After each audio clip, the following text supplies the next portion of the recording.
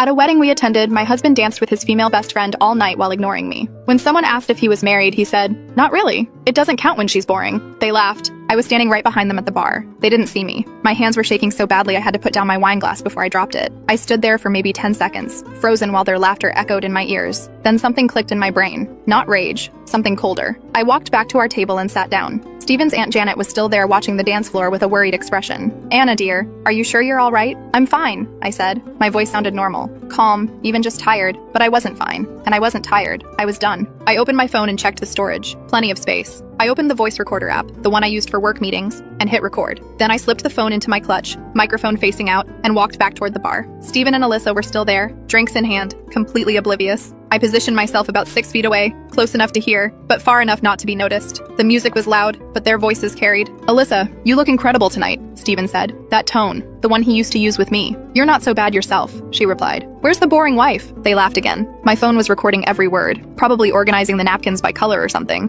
Steven said. More laughter. I stood there for another 5 minutes capturing everything. Him complaining about how I stopped trying after the wedding. Her saying he deserves someone more adventurous. Him agreeing. Then I went back to the table and waited, but Janet had left to dance with her husband. I sat alone watching my husband of 3 years destroy our marriage one dance at a time, and I kept recording. Over the next hour, I made 3 more trips to different spots near them. Each time I collected more evidence. At the dessert table, I recorded him telling his college friend Greg that marriage was basically a prison sentence. By the photo booth, I caught Alyssa asking when he was finally going to leave me. "Soon," he said. "I'm just waiting for the right time." At 10:47 p.m., I checked my recording. 53 minutes of audio, clear voices, undeniable words. At 11:15 p.m., the DJ announced the last dance. Steven finally remembered I existed. He walked over to our table, loosening his tie, looking pleased with himself. "Ready to go?" he asked casually, like he hadn't just spent 4 hours humiliating me in front of everyone we knew. I looked up at him, smiled. "Actually, I need to do something first." "What?" "Make an announcement." His face changed. "Anna, what are you?" But I was already walking toward the DJ booth. My heels clicked on the hardwood floor. The DJ, a guy in his 20s with kind eyes, saw me coming. "Can I borrow the mic?" I asked, just for a minute. He looked uncertain, glancing toward the bride and groom. They were on the dance floor, wrapped up in their own world. "Please," I said. "It's important." Something in my face must have convinced him. He handed over the microphone. I turned to face the reception. 300 people, 300 witnesses. "Excuse me, everyone,"